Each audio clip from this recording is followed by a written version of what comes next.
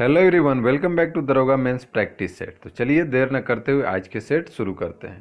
पहला क्वेश्चन है कि निम्नलिखित में से उस सटोरिया को क्या कहते हैं जो इस दृष्टि से सौदे की खरीद करता है कि वह उन्हें कीमत बढ़ने पर निकट भविष्य में बेच देगा।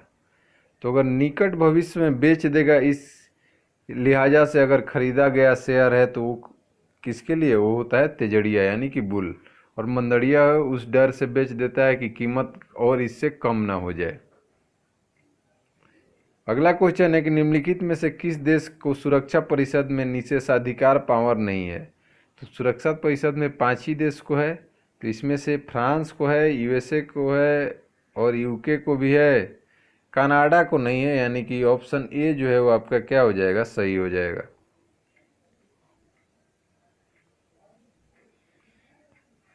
कौन सा अभयारण्य भारत में एशियाई शेर का घर है। तो एशियाई शेर का घर जो भारत में कौन सा है वो है आपका गिर, ऑप्शन ए। नेक्स्ट क्वेश्चन है कि नगदी रिजर्व अनुपात जितना कम होगा बैंक उधार देने में गुंजाइश उतनी ही बड़ी होगी, क्योंकि जितना ज़्यादा कैश रिजर्व रेशियो यानी कि सीआरआर कम होगा उतना ही बैंक आपको क्या कर सकता है, लोन देगा, क्योंकि उसको पैसा कम रखना होगा। अगला क्वेश्चन है कि निम्नलिखित में से मेघालय में स्थित है। तो मेघालय में आपको गारो, खासी और जयंतिया, तो इसमें ऑप्शन में है आपका जयंतिया, ऑप्शन बी। पंचशील के सिद्धांत में निम्नलिखित में से क्या नहीं है।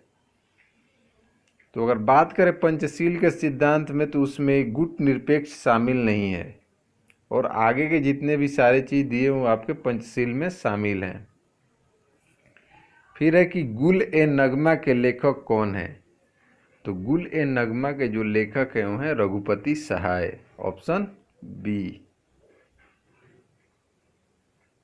नेक्स्ट क्वेश्चन है कि भाषाई आधार पर राज्यों के निर्माण के लिए बने प्रथम राज्य पुनर्गठन आयोग के चेयरमैन कौन था। तो उसके चेयरमैन थे फजल अली, 1953 में ये बनाया गया था। अगला क्वेश्चन है कि 1 नवंबर 1956 को गठित होने के पश्चात आंध्र प्रदेश के प्रथम राज्यपाल कौन था। तो आंध्र प्रदेश के जो प्रथम राज्यपाल बने थे CM Trivedi, option B. Next question है कि भारत के गवर्नर जनरल को अध्यादेश जारी करने का अधिकार किस अधिनियम द्वारा प्रदान किया गया। तो भारत परिषद अधिनियम या भारत शासन अधिनियम अगर 1861 की बात करें तो उसी में इस चीज़ का प्रावधान किया गया था, क्योंकि गवर्नर जनरल को अध्यादेश जारी करने की शक्ति दे दी गई थी। अगला क्वेश्चन है कि इनका जो दक्षिण अमेरिका के मूल निवासी थे यूरोपियों द्वारा मारे गए तथा पूरी तरह से मिटा दिए गए, तो भी उनकी समृद्धि सभ्यता के अवशेष पाए जाते हैं। कहाँ पे पाए जाते हैं आपको बताना है। तो ये पाए जाते हैं उनके अभी भी अवशेष, वो देखने को मिलेगा मचू पिचू में, ऑप्शन ए। 19वीं शताब्दी के विख्यात भारतीय शायर मिर्जा गालिब ने प्रमुख रूप से 2 भाषाओं में लिखा है, वे हैं। तो मिर्जा गालिब लिखे हैं जो पर्शियन और उर्दू में, ऑप्शन सी।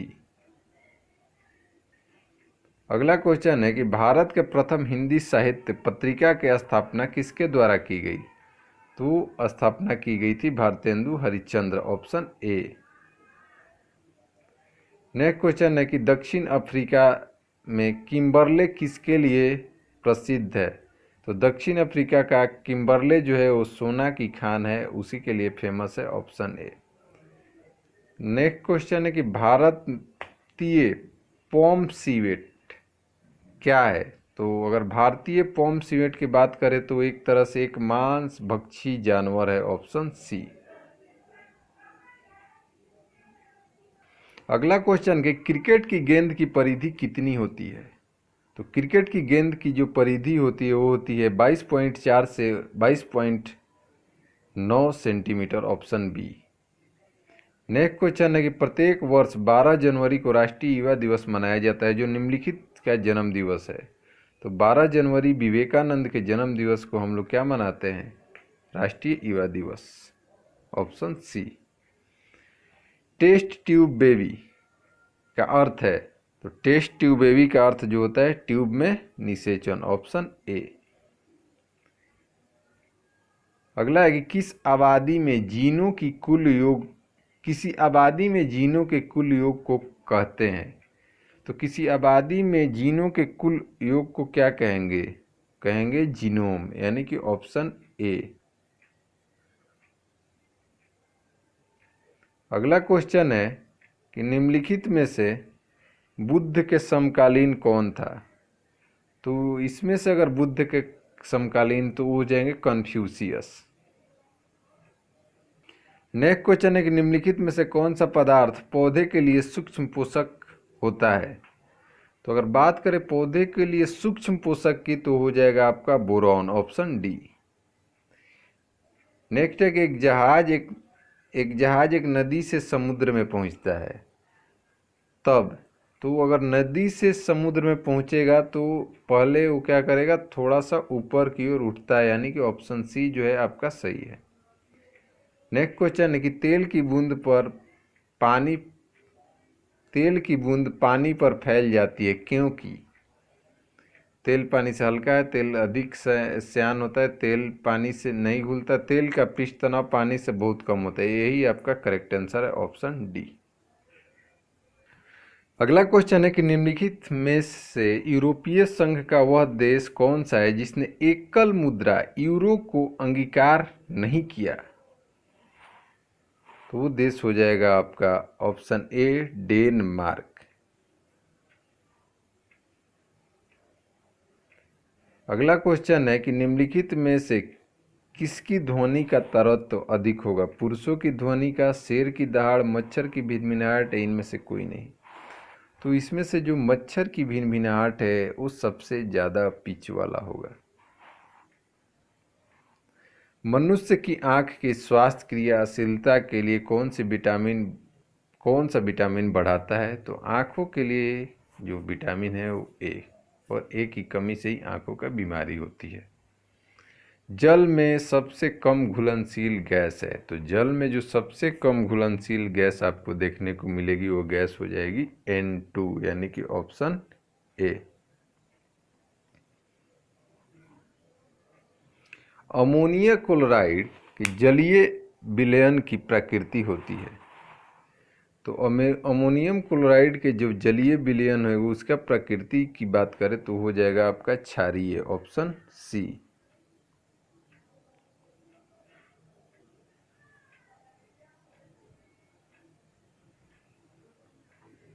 नेक्स्ट क्वेश्चन है कि निम्नलिखित में से कौन पेट्रोलियम का उत्पाद नहीं है? नेफ्ता, मधुमक्खी मोम, मिट्टी का तेल या पैराफिन?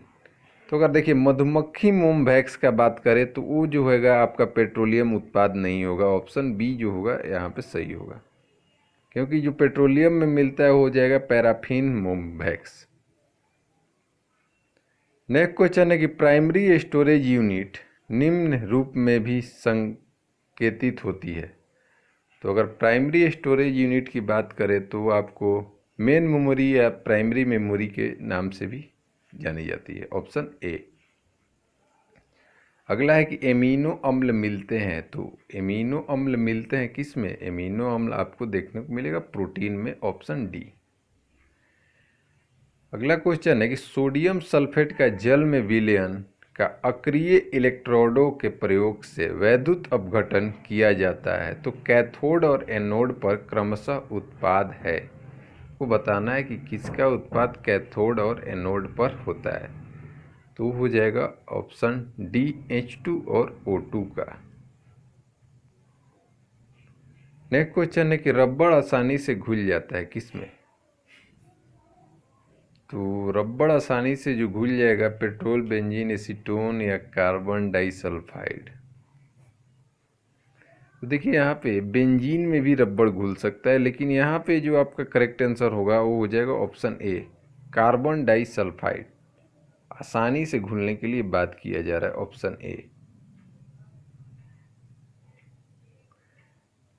तापमान और दाब की समान स्थितियों के अंतर्गत सभी गैसों के समान आयतन में अणुओं की समान संख्या रहती है, यह नियम कहा जाता है। तो यह नियम आपको क्या कहा जाएगा, यह नियम हो जाएगा एवोगाड्रो लॉ, यानी कि ऑप्शन ए। नेक्स्ट क्वेश्चन है कि दिया हुआ है आपको एक रिएक्शन और तत्व ए में न्यूट्रॉनों की संख्या होगी पूछा जा रहा है। तो इधर 92 है और उधर ऊपर में 238 है, तो इन दोनों का डिफरेंस ही आपका न्यूट्रॉन होता है। लेकिन यहाँ पे देखिए कुछ लॉस हुआ है, तो जो करेक्ट आंसर कितना होगा, 242 तो होने वाला नहीं है, और डायरेक्ट अगर 146 करते हैं तो ये गलत होगा। अब बचा 148 और 144, तो कभी बढ़ेगा नहीं, ज़्यादा होगा नहीं, तो जो करेक्ट आंसर होगा ऑप्शन सी होगा। ऐसे भी यहाँ पे 2 हीलियम का पहले ही से क्या हो चुका है, लॉस हुआ है, तो 4 एटम का वहाँ पे काम हो जाएगा, क्योंकि एच के ऊपर 4 है तो बच जाएगा। और इसको इसमें से 90 का आपको नीचे से 2 गया है, तो नीचे से 90 का माइनस करना पड़ेगा, आपको आ जाएगा 144। हमारे राष्ट्रीय झंडे के मध्य में बने धर्म चक्र का रंग क्या है, तो हमारे धर्म चक्र का जो रंग है वो होता है नेवी ब्लू। अगर नेवी ब्लू नहीं है तो समुद्री नीला के साथ जाएंगे, लेकिन नेवी ब्लू है तो नेवी ब्लू आपका सही है। ऐसे सागरीय नीला ही ज़्यादा आपका सही होता है, लेकिन यहाँ पे दोनों दिया हुआ है। ऑक्सीकरण में क्षति होती है, तो ऑक्सीडेशन इज लॉस होता ही है, तो ऑक्सीकरण में क्षति होती है किसकी, इलेक्ट्रॉन की, ऑप्शन ए।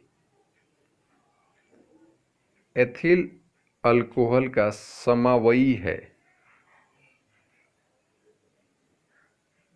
तो एथिल अल्कोहल का जो समवयी हो जाएगा वो हो आपका डाइमिथाइल ईथर, ऑप्शन डी।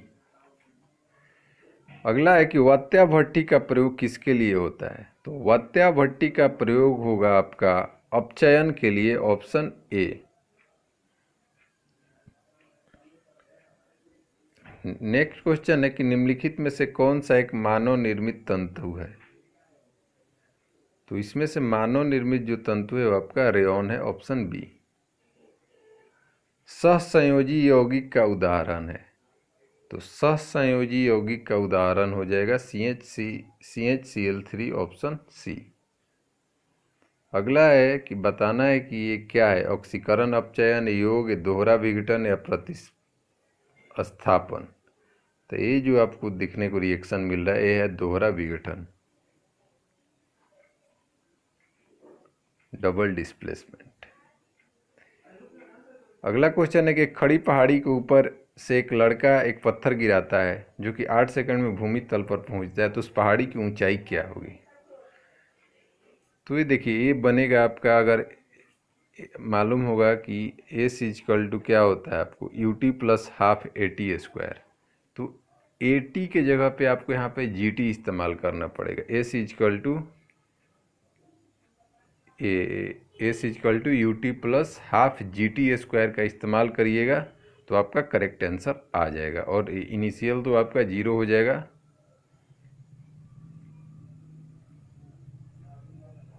अगला क्वेश्चन है कि ऊष्मा के विद्युत ऊर्जा में रूपांतरित करने के लिए प्रयोग किया जाता है, तो ऊष्मा को विद्युत ऊर्जा में रूपांतरित करने के लिए ताप युग्म का इस्तेमाल किया जाता है। ताप युग्म का आधार सिद्धांत है, तो ताप युग्म का जो आधार सिद्धांत है वो है आपका सीबेक प्रभाव। जी हाँ, ऑप्शन ए आपका करेक्ट हो जाएगा। जलियांवाला बाग नरसंहार के लिए उत्तरदायी जनरल डायर को किसने मारा, तो जलियांवाले बाग के अगर जनरल डायर को जो मारा गया था उधम सिंह के द्वारा मारा गया था, ऑप्शन डी जो करेक्ट है। अगला एक निम्नलिखित में से वह राज्य कौन सा है जिसकी सीमा म्यांमार से नहीं लगती है, तो म्यांमार से 4 राज्यों की सीमा लगती है, जिसमें है आपका कौन सा, अरुणाचल प्रदेश, नागालैंड, मणिपुर, मिजोरम, तो मेघालय इसमें शामिल नहीं है, option D. On his blindness के रचयिता कौन है, तो ऑन हिज ब्लाइंडनेस जो रचयिता हैं वो हैं John Milton, option D. Sitara Devi किस क्षेत्र की कलाकार थी, तो सितारा देवी जो आपको देखने को मिलेगी वो कथक नृत्य से संबंधित थी, ऑप्शन ए। लोकसभा एवं राज्यसभा की संयुक्त बैठक कब होती है? तो लोकसभा और राज्यसभा की संयुक्त बैठक तब होगी जब लोकसभा और राज्यसभा में किसी बिल को लेकर मतभेद हो गया हो, यानी कि ऑप्शन बी। बुलाएगा कौन? राष्ट्रपति। अध्यक्षता कौन करेगा? लोकसभा अध्यक्ष। भारत के किस क्षेत्र में चूड़ी उद्योग स्थापित है? तो यूपी के फिरोजाबाद में आपको चूड़ी उद्योग देखने को मिलेगा। वर्ष 1899 में अल्फा और बीटा पार्टिकल की खोज किसने की थी? तो अल्फा और बीटा पार्टिकल की खोज जो किया गया था अर्नेस्ट रदरफोर्ड के द्वारा, ऑप्शन ए। अगला क्वेश्चन है कि एक वॉलंटरी यानी कि स्वयंसेवी संस्थान वाइल्ड सोसाइटी ऑफ उड़ीसा ने प्रदेश सरकार का ध्यान इस बात पर दिलाया कि प्रदेश के वन्य जीव विलुप्त होने के कगार पर होने के खतरे में। इसका कारण क्या है? बढ़ता हुआ जल प्रदूषण, बढ़ता हुआ शहरीकरण, अव्यवस्थित खनन, अनियंत्रित वन्य संपत्ति चोरी। तो इसका जो करेक्ट आंसर होगा बढ़ता हुआ शहरीकरण। जनसंख्या बढ़ रहा है, शहरों की ज़रूरत पड़ रहा है, ज़मीन की ज़रूरत पड़ रहा है, इसलिए वनों में क्या हो रहा है? जीव जंतु विलुप्त हो रहे हैं। निम्नलिखित में से किसे आइलैंड ऑफ प्रेसिपिटेशन कहते हैं?